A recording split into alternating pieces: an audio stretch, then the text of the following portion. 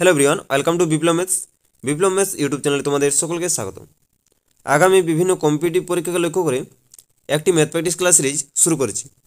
তো আজকে আমরা ম্যাথ প্র্যাকটিস ক্লাস সিরিজের 1 নম্বর ক্লাস নিয়ে আলোচনা করব। তো দেখো, প্রথমে যে অঙ্কটি দেওয়া আছে যে একটি ট্রেনের ঘন্টায় গতিবেগ 40 কিলোমিটার, ট্রেনটি একটি ল্যাম্পপোস্টকে মাত্র 18 সেকেন্ডে অতিক্রম করে, তাহলে ট্রেনটির দৈর্ঘ্য কত হবে? তাহলে দেখো এখানে আমাদের অঙ্কটিতে কী কী দেওয়া আছে, যে ট্রেনের গতিবেগ দেওয়া আছে, কত দেওয়া আছে 40 কিলোমিটার পার ঘন্টা দেওয়া আছে। একটি ল্যাম্পপোস্টকে ট্রেন অতিক্রম করতে কত সময় লাগছে? 18 সেকেন্ড সময় দেওয়া আছে। আমাদের ট্রেনের দৈর্ঘ্য নির্ণয় করতে বলেছে। তাহলে দেখো, যদি একটি ট্রেন আমাদের ল্যাম্পপোস্টকে অতিক্রম করে, তাহলে কী হবে? নিজের দৈর্ঘ্যকে অতিক্রম করছে। তাহলে ট্রেনের নিজের দৈর্ঘ্যকে অতিক্রম করতে কত সময় লাগছে? 18 সেকেন্ড লাগছে। ঠিক আছে, আমি ধরে নিচ্ছি ট্রেনের দৈর্ঘ্য এল। ঠিক আছে, তাহলে এখানে আমাদের সময়টা কত দেওয়া আছে? 18 দেওয়া আছে। এখানে বেগ কত দেওয়া আছে? বেগ দেওয়া আছে 40 কিলোমিটার পার ঘন্টা। তাহলে এখানে আমাদের কিলোমিটার পার ঘন্টাকে আমরা কিসে নিয়ে আসবো? মিটার পার সেকেন্ড নিয়ে আসবো। তো মিটার পার সেকেন্ডে নিয়ে আসতে গেলে কত দিয়ে গুণ করতে হয়? 5/18 দিয়ে গুণ করতে হয়। তাহলে 5/18। ঠিক আছে, এত মিটার পার সেকেন্ড। এটা হচ্ছে আমাদের ট্রেনের বেগ, এটা হচ্ছে আমাদের ট্রেনের সময়টা, একটি ল্যাম্পপোস্টকে অতিক্রম করার সময়টা দেওয়া আছে। ঠিক আছে, আমরা ধরে নিচ্ছি যে ট্রেনের দৈর্ঘ্য হচ্ছে এল। আমরা এখানে একটি সূত্র জানি যে অতিক্রান্ত দূরত্ব সমান গতিবেগ গুণিত সময়। ঠিক আছে, তাহলে এই সূত্রটিতে যদি আমরা মানগুলো বসিয়ে দিই, তাহলে দেখো আমরা ট্রেনের দৈর্ঘ্যটা পেয়ে যাব। ঠিক আছে, তাহলে এল সমান কত হবে? গতিবেগ গুণিত সময়। তাহলে এখানে আমাদের গতিবেগ কত আছে? 40 গুণিত 5/18 গুণিত 18, এটা হচ্ছে আমাদের মিটার। তাহলে এই 18 কেটে যাচ্ছে। তাহলে 40 গুণ 5 কত হচ্ছে? 200 মিটার। তাহলে ট্রেনের দৈর্ঘ্য কত হচ্ছে? 200 মিটার। তাহলে এখানে আমাদের সঠিক অ্যান্সার হয়ে যাচ্ছে অপশান ডি। ঠিক আছে, পরের অঙ্কটি দেখো, কিছু পরিমাণ টাকা সুজয়, সৌরভ, শ্যামলী এবং সুরভির মধ্যে 5:2:4:3 অনুপাতে ভাগ করে দেওয়া হবে। যদি শ্যামলী সুরভি থেকে 100 টাকা বেশি পায়, তাহলে সৌরভ কত টাকা পাবে? তাহলে এখানে দেখো আমাদের কিছু টাকা 4 জনের মধ্যে ভাগ করছি। কী অনুপাতে ভাগ করছে? 5:2:4:3 অনুপাতে ভাগ করছি। আমরা এই অঙ্কটি এক্স ধরে সমাধান করছি। ঠিক আছে, তাহলে এখানে দেখো আমাদের সুজয় কত পাচ্ছে? সুজয়ের ভাগ আছে 5, সৌরভের ভাগ আছে 2, শ্যামলের ভাগ আছে 4 এবং সুরভির ভাগ আছে 3। তাহলে আমি ধরে নিচ্ছি যে সুজয় পাচ্ছে 5x টাকা, সৌরভ পাচ্ছে 2x টাকা, শ্যামলী পাচ্ছে 4x টাকা এবং সুরভি পাচ্ছে 3x টাকা। এখানে আমাদের কী দেওয়া আছে? যে শ্যামলী সুরভির থেকে 100 টাকা বেশি পাচ্ছে। তাহলে এখানে আমাদের শ্যামলী কত পাচ্ছে? 4x এবং সুরভি পাচ্ছে 3x। তাহলে এখানে আমাদের কী দেওয়া আছে? 4x - 3x সমান দেওয়া আছে আমাদের 100। তাহলে এখান থেকে আমরা x কত পাচ্ছি? x সমান পাচ্ছি 100। আমাদের কার টাকাটা বের করতে বলেছে? যে সৌরভ কত টাকা পাবে। তাহলে এখানে আমাদের সৌরভের টাকাটা বের করতে বলেছে, তাহলে অর্থাৎ 2xটা বের করতে বলেছে। তাহলে 2 গুণিত 100, তাহলে কত হচ্ছে? 200। তাহলে সৌরভ কত টাকা পাবে? 200 টাকা পাবে। তাহলে এখানে আমাদের সঠিক অ্যান্সার হয়ে যাচ্ছে অপশান বি। ঠিক আছে, অপশান বি হচ্ছে আমাদের সঠিক অ্যান্সার। পরের অঙ্কটি দেখো, কোনো একটি ক্রিকেট টুর্নামেন্টে প্রথম 10 ওভারে গড় রান 3.2, 282 রানের টার্গেট পৌঁছাতে হলে পরবর্তী 40 ওভারে গড় রান কত হতে হবে? তাহলে দেখো এখানে আমাদের কী দেওয়া আছে? যে একটি ক্রিকেট টুর্নামেন্টে প্রথম 10 ওভারে গড় রান হয়েছে 3.2। তাহলে 10 ওভারে গড় রান হয়েছে 3.2। তাহলে আমাদের 10 ওভারে মোট রান কত হয়েছে? 3.2 গুণিত 10 সমান কত হচ্ছে? 32। তাহলে 10 ওভারে মোট কত রান হয়েছে? 32 রান হয়েছে। এরপর কি বলেছে দেখো, যে 282 রানের টার্গেটে পৌঁছাতে হলে পরবর্তী 40 ওভারের গড় রান কত হতে হবে? তাহলে দেখো এখানে আমাদের 282 রানের টার্গেটে পৌঁছাতে হলে পরবর্তী 40 ওভারে কত রান করতে হবে? 40 ওভারে 282 - 32 মানে হচ্ছে 250। তাহলে 40 ওভারে কত রান করতে হবে? 250 রান করতে হবে। তাহলে 40 ওভারে 250 রান করতে হবে। তাহলে 1 ওভারে কত করতে হবে? 250/40। তাহলে এখানে একটা শূন্য, এখানে একটা শূন্য কাটছে। এখানে আমাদের যদি কাটাকাটি করা হয় বা ভাগ করা হয় 25কে 4 দিয়ে, তাহলে কত আসবে? 6.25। তাহলে এখানে আমাদের যে পরবর্তী 40 ওভারে গড় রান রেট কত হচ্ছে? 6.25। তাহলে এখানে আমাদের সঠিক অ্যান্সার হয়ে যাচ্ছে অপশান ডি, 6.25। ঠিক আছে, পরের অঙ্কটি দেখো,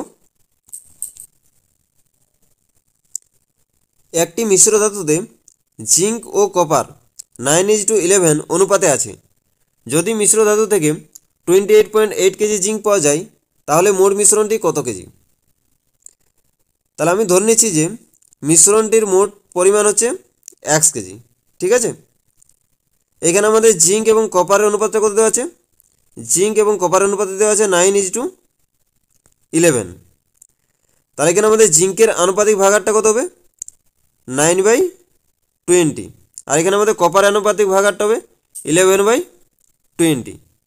তাহলে এখানে আমরা ধরেছি কত, যে মোট মিশ্রণের পরিমাণটা হচ্ছে 1 কেজি। তাহলে 1 কেজির মধ্যে আমাদের জিঙ্কের পরিমাণ কত হবে? 1 গুণিত 9/20। তাহলে এটা হচ্ছে আমাদের জিঙ্কের পরিমাণ। এখানে আমাদের জিঙ্কের পরিমাণটা দেওয়া আছে, দেখো কত দেওয়া আছে? 28.8। তাহলে ইকুয়াল আমরা কত লিখবো? 28.8। তাহলে এখান থেকে আমাদের এক্সের মান কত আসবে? 20 গুণ 28.8 ডিভাইডেড বাই 9। এখানে দশমিকটা উঠিয়ে দিলে নিচে আমাদের 10 চলে আসবে। ঠিক আছে, এইখানে কত দিয়ে কাটছে? 2 দিয়ে। আর এখানে আমাদের কাটছে 32 দিয়ে। তাহলে কত হচ্ছে? 32 গুণিত 2 কত হচ্ছে? 64। তাহলে আমাদের মোট মিশ্রণের পরিমাণ কত হচ্ছে? 64 কেজি। ঠিক আছে, তাহলে এখানে আমাদের সঠিক অ্যান্সার হয়ে যাচ্ছে বি এর অপশানটি। পরের অঙ্কটি দেখো, একটি বাস প্রতিটি স্টপেজে দাঁড়িয়ে গতিবেগ ঘন্টায় 45 কিলোমিটার, আর কোনো স্টপেজে না দাঁড়িয়ে গতিবেগ ঘন্টায় 54 কিলোমিটার। বাসটি প্রতি ঘন্টায় কত মিনিট স্টপেজ নেই, এটা আমাদের বের করতে বলেছে। তাহলে দেখো, একটি বাস প্রতিটি স্টপেজে দাঁড়িয়ে গতিবেগ কত হচ্ছে? ঘন্টায় 45 কিলোমিটার। তাহলে বাসটি 1 ঘন্টায় স্টপেজে দাঁড়িয়ে কত দূরত্ব অতিক্রম করছে? 45 কিলোমিটার।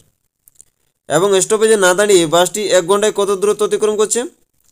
54 কিলোমিটার। তার মধ্যে বাসটি স্টপেজে দাঁড়ানোর জন্য কত কিলোমিটার কম পথ অতিক্রম করছে? 1 ঘন্টায় 9 কিলোমিটার কম পথ অতিক্রম করছে, কারণ 54 - 45 সমান কত হচ্ছে? 9। তাহলে আমাদের বাসটি 1 ঘন্টায় 9 কিলোমিটার পথ কম অতিক্রম করবে স্টপেজে দাঁড়ানোর জন্য।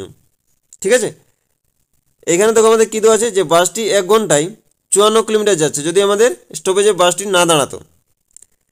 তাহলে আমাদের দেখো যে 54 কিলোমিটার যেতে বাসটির কত সময় লাগছে? 1 ঘন্টা, অর্থাৎ 60 মিনিট। তাহলে আমাদের 9 কিলোমিটার যেতে বাসটির কত সময় লাগতো? 60/54 গুণ 9, মানে কত কাটছে? আমাদের 6 কাটছে। আর এখানে 6 × 10 = 60, মানে 10 মিনিট লাগতো। তাহলে 9 কিলোমিটার যেতে বাসটির সময় লাগতো 10 মিনিট। তাহলে আমাদের বাসটি প্রতি ঘন্টায় অর্থাৎ 1 ঘন্টায় কত মিনিট স্টপেজ নিয়েছে? 10 মিনিট। ঠিক আছে, তাহলে এখানে আমাদের সঠিক অ্যান্সার হয়ে যাচ্ছে সি এর অপশানটি। Option C is the right answer. পরের অঙ্কটি দেখো, একটি নৌকা স্রোতের অনুকূলে একটি নির্দিষ্ট দূরত্ব অতিক্রম করে 1 ঘন্টায় এবং স্রোতের প্রতিকূলে ফিরে আসে 1.5 ঘন্টায়। স্রোতের বেগ 3 কিলোমিটার প্রতি ঘন্টা হলে স্থির জলে নৌকার বেগ কত হবে? তাহলে এখানে তো কী দেওয়া আছে, যে একটি নৌকা স্রোতের অনুকূলে একটি নির্দিষ্ট দূরত্ব অতিক্রম করছে 1 ঘন্টায়, আবার নৌকাটি স্রোতের প্রতিকূলে সেই দূরত্ব অতিক্রম করছে 1.5 ঘন্টায়। তাহলে আমরা জানি স্রোতের অনুকূলে বেগ সমান কী হয়? স্থির জলের নৌকার বেগ। আমি ধরে নিচ্ছি স্থির জলের নৌকার বেগ ইউ প্লাস স্রোতের বেগ। স্রোতের বেগ এখানে কত আছে? 3। তাহলে অনুকূলে বেগ সমান হয় স্থির জলের নৌকার বেগ প্লাস স্রোতের বেগ। আমাদের প্রতিকূলে বেগ সমান কী হয়? প্রতিকূলে বেগ সমান নৌকার বেগ মাইনাস স্রোতের বেগ। ঠিক আছে, তাহলে এখানে আমরা কী পাচ্ছি? স্রোতের অনুকূলে বেগ এবং স্রোতের প্রতিকূলে বেগ। আমরা কি জানি? অতিক্রান্ত দূরত্ব সমান বেগ গুণিত সময়। তাহলে এখানে দেখো, নৌকার স্রোতের অনুকূলে একটি নির্দিষ্ট দূরত্ব যেতে কত সময় লাগছে? 1 ঘন্টা। তাহলে 1 ঘন্টায় আমাদের কত দূরত্ব যাবে? u+3 গতিবেগে u+3 গুণ 1, এটা হচ্ছে আমাদের স্রোতের অনুকূলে অতিক্রান্ত দূরত্ব সমান স্রোতের প্রতিকূলে অতিক্রান্ত দূরত্ব। তাহলে আমাদের প্রতিকূলে বেগ কত আছে? u-3। তাহলে u-3 গুণিত সময়, সময় কত আছে? 1.5 দেওয়া আছে। ঠিক আছে, তাহলে এখানে আমাদের 1.5কে যদি আমাদের এই দশমিকটা উঠিয়ে দেওয়া হয় তাহলে কত আসবে? 15/10 আসবে। তাহলে এই 10টা আমাদের গুণ হয়ে যাবে। তাহলে 10টা গুণ করলে কত আসছে? 10 গুণ u+3 ইকুয়াল টু 15 গুণ u-3। ঠিক আছে, তাহলে এখানে আমাদের একটু ক্যালকুলেশন করলে কত আসে? দেখো, 10u + 30 equal to 15u minus 45, ঠিক আছে। তাহলে এখানে আমাদের 5u সমান কত আসবে, 5u সমান 75, তাহলে ইউ সমান কত আসছে আমাদের 15 আসছে। তাহলে এখানে আমাদের স্থির জলের নৌকার বেগ কত আছে 15 কিলোমিটার পার ঘন্টা। তাহলে এখানে আমাদের সঠিক অ্যান্সার হয়ে যাচ্ছে অপশান এ, ঠিক আছে। তাহলে স্থির জলের নৌকার বেগ হচ্ছে আমাদের 15 কিলোমিটার পার ঘন্টা। পরের অঙ্কটি দেখো যে 200 থেকে 600 মধ্যে কতগুলি এমন সংখ্যা আছে যারা 4, 5, 6 দ্বারা বিভাজ্য। তাহলে এখানে দেখো অঙ্কটিতে কী দেওয়া আছে যে 4, 5, 6 দ্বারা বিভাজ্য 200 থেকে 600 মধ্যে কোন কোন সংখ্যাগুলো। তাহলে এখানে আমাদের 4, 5, 6 দ্বারা বিভাজ্য হতে গেলে আমরা প্রথমে আমাদের কী বের করবো, 4, 5, 6 এর লসাগু বের করবো। লসাগু যেটা পাবো সেটা আমাদের 4, 5, 6 দ্বারা বিভাজ্য হবে, ঠিক আছে। তাহলে 4, 5 এবং 6 লসাগু কত আসবে, 2 দিয়ে যাচ্ছে, দেখো 2 দুগুণে 4, 5 আর এখানে 3 দুগুণে 6, তাহলে কত আসছে 3, 5, 15, 15 দুগুণে 30, 30 দুগুণে 60, তাহলে লসাগু হচ্ছে আমাদের 60, ঠিক আছে। তাহলে আমাদের 60কে 4, 5 এবং 6 দ্বারা ভাগ করা যাবে। এখন আমাদের কী বের করতে বলেছে যে 200 থেকে 600 মধ্যে কোন সংখ্যাগুলোকে 4, 5, 6 দ্বারা, মানে কতগুলো সংখ্যাকে আমাদের 4, 5, 6 দ্বারা বিভাজ্য করা যাবে, ঠিক আছে। তাহলে এখানে দেখো আমাদের 60-এর সঙ্গে যদি আমরা 3 গুণ করি তাহলে কত আসছে 180 আসছে। তাহলে দেখো 180 কিন্তু 200 থেকে 600 মধ্যে থাকছে না, ঠিক আছে। তাহলে আমাদের এই সংখ্যাটি হবে না। তাহলে 60-এর সঙ্গে আমরা 4 গুণ করছি, তাহলে কত আসছে আমাদের 240 আসছে। তাহলে দেখো 240 আমাদের কিন্তু 200 এবং 600-র মধ্যে থেকে যাচ্ছে, তাহলে এটা হচ্ছে আমাদের একটি সংখ্যা, ঠিক আছে। আবার দেখো আমাদের 60-এর সঙ্গে 5 গুণ করছি, তাহলে কত আসছে আমাদের 300 আসছে। এটি হচ্ছে আমাদের একটি সংখ্যা যেটি 4, 5, 6 দ্বারা বিভাজ্য। এরকমভাবে আমরা কতগুলো পাবো, দেখো 60 গুণিত 6 করলে আসবে 360 আসছে, 60 গুণিত 7 করলে কত আসবে 420 আসছে, 60 গুণিত 8 করলে কত আসছে 480 আসছে, 60 গুণিত 9 করলে কত আসছে 540 আসছে, 60 গুণিত 10 করলে কত আসছে 600 আসছে, 60 গুণিত 11 করলে কত আসছে 660 আসছে। তাহলে এখানে আমাদের কী বলেছে 200 থেকে 600-র মধ্যে, তাহলে 200 থেকে 600-র মধ্যে কোন কোন সংখ্যাগুলো থাকছে, 240 থাকছে, 300 থাকছে, 360 থাকছে, 420 থাকছে, 480 থাকছে, 540 এবং 600 থাকছে। তাহলে কতগুলো হচ্ছে 1, 2, 3, 4, 5, 6, 7, তাহলে 7টি সংখ্যা থাকছে। তাহলে এখানে আমাদের সঠিক অ্যান্সার হয়ে যাবে অপশান ডি, ঠিক আছে। পরের অঙ্কটি দেখো কোনো একটি এলাকায় জনসংখ্যা এক দশকে 1,75,000 থেকে বেড়ে 2,62,500 হয়েছে, তাহলে প্রতি বছর জনসংখ্যা বৃদ্ধির হার কত, প্রতি বছর জনসংখ্যা বৃদ্ধির শতকরা হার কত, তাহলে এটা আমাদের বের করতে বলেছে, ঠিক আছে। তাহলে এখানে দেখো আমাদের কী আছে যে 1,75,000 থেকে বেড়ে কত হয়েছে 2,62,500 হয়েছে, তাহলে আমাদের জনসংখ্যা কত বেড়েছে, তাহলে ইনক্রিজিং কত হয়েছে, ইনক্রিজিং হয়েছে 2,62,500 মাইনাস 1,75,000 সমান কত আসবে আমাদের, সমান আসবে আমাদের 87,500, ঠিক আছে। তাহলে আমাদের তো বৃদ্ধি পেয়েছে, ঠিক আছে। তাহলে আমাদের শতকরা বৃদ্ধি কত হবে,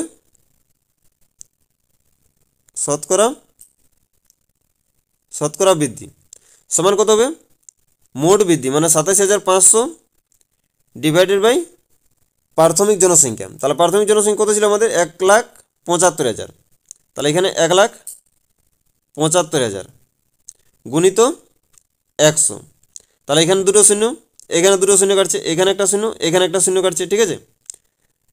তাহলে এখানে আমাদের কত কাটছে 50-এ কাটছে, তাহলে শতকরা বৃদ্ধি কত হচ্ছে আমাদের 50%, ঠিক আছে। তাহলে এখানে আমাদের এক দশকে, তাহলে আমাদের এক দশক বলতে কত 10 বছরে, তাহলে 10 বছরে আমাদের জনসংখ্যা শতকরা বৃদ্ধি কত হচ্ছে 50%। তাহলে আমাদের এক বছরে অর্থাৎ প্রতি বছরে জনসংখ্যা বৃদ্ধি কত হবে 50/10%, তাহলে কত হচ্ছে 5%। তাহলে এখানে আমাদের সঠিক অ্যান্সার হয়ে যাবে অপশান এ, ঠিক আছে। পরের অঙ্কটি দেখো শ্যামল, শুভজিৎ এবং সুমি একটি কাজ যথাক্রমে 20 দিন, 30 দিন ও 60 দিনে শেষ করতে পারে।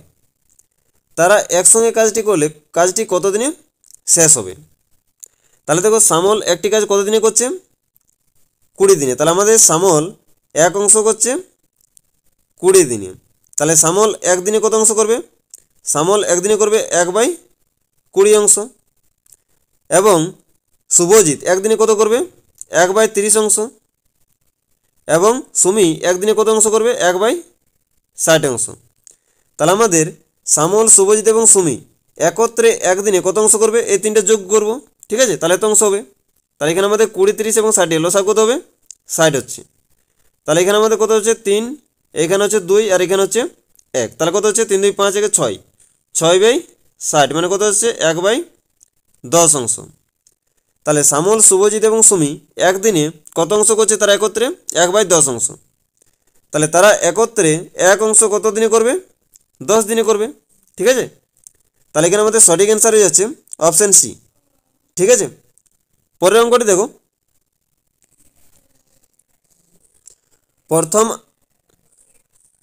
প্রথম 8 জন ছাত্রছাত্রীর গড় প্রাপ্ত নম্বর 51 ও অন্য 9 জন ছাত্রছাত্রীর গড় প্রাপ্ত নম্বর 68। তাহলে মোট 17 জন ছাত্রছাত্রীর গড় প্রাপ্ত নম্বর কত? তাহলে দেখো অঙ্কটিতে কী দেওয়া আছে যে প্রথম 8 জন ছাত্রছাত্রীর গড় প্রাপ্ত নম্বর দেওয়া আছে 51। তাহলে প্রথম 8 জন ছাত্রছাত্রীর মোট প্রাপ্ত নম্বর কত হবে? 8 গুণ 51 মানে কত হচ্ছে? 408। অন্য 9 জন ছাত্রছাত্রীর গড় প্রাপ্ত নম্বর কত দেওয়া আছে? 68 দেওয়া আছে। তাহলে 9 জনের আমাদের মোট কত হবে? 9 গুণ 68 মানে কত হচ্ছে? দেখো 8 9 72 2 হাতে 7, 6 9 54 সাথে 61 মানে 612। তাহলে টোটাল 17 জনের মোট প্রাপ্ত নম্বর কত হচ্ছে? মোট প্রাপ্ত নম্বর হচ্ছে 1020, ঠিক আছে? তাহলে আমাদের এখানে আমাদের কী বলেছে যে মোট 17 জন ছাত্রের গড় প্রাপ্ত নম্বর বের করতে বলেছে। তাহলে 17 জন ছাত্রের মোট প্রাপ্ত নম্বর হচ্ছে 1020।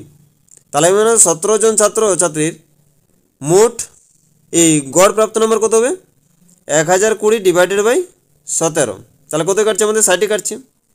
তাহলে আমাদের 17 জন ছাত্রছাত্রীর গড় প্রাপ্ত নম্বর হলো 60। তাহলে এখানে আমাদের সঠিক অ্যান্সার হয়ে যাচ্ছে সি অপশানটি, ঠিক আছে? তো আজকের ক্লাসটি আমি এখানে শেষ করছি। সকলকে অসংখ্য ধন্যবাদ।